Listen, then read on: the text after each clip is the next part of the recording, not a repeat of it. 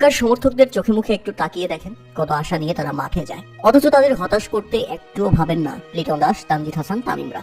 হতাশ হয়ে তাকিয়েছিলেন দলটির অ্যানালিস্ট পর্যন্ত, কারণ তিনি তো অ্যানালিস্ট করার সময়ই পেলেন না। তার আগেই যে ঢাকা ক্যাপিটালস অল আউট।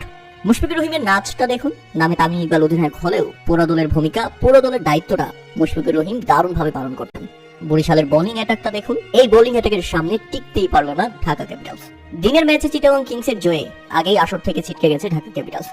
বিদায় নিশ্চিত হয়ে যাওয়ায় ফরচুন বরিশালের বিপক্ষে চাভিন ক্রিকেট খেলার সুযোগ পেয়েছিল ঢাকা ক্যাপিটালস। কিন্তু এমন ম্যাচে মোহাম্মদ নবী, তানভীর ইসলাম ও ফাহিম আশরাফের টুপের মুখে পড়ে ফরচুন বরিশাল এতটাই চাপ তৈরি করলো যে মাত্র 73 রানের মধ্যেই গুটিয়ে গেছে লিটন দাসরা। মিরপুরে টস হেরে আগে ব্যাটিং করতে নেমে 15 ওভার 3 বলের মধ্যে সব কয়টি উইকেট হারিয়েছে ঢাকা ক্যাপিটালস।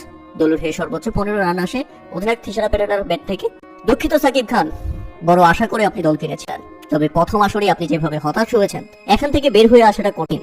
তবে আমরা জানি আপনি ফিরবেন, আপনার দল ফিরবে, আপনি আরো ভালো কিছু করবেন সামনে থেকে।